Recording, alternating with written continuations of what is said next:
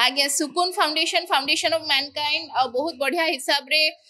रश्मि अपा बहुत सारा सोशल वर्क करती बहुत भल लगे सहित मिसिकी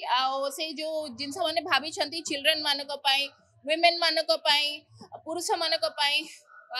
इनफैक्ट थर्ड जेंडर मान को भी से बहुत हेल्प करी एंड सोसाइटी से किसी भल करने चाहते थ्रू सुकून फाउंडेशन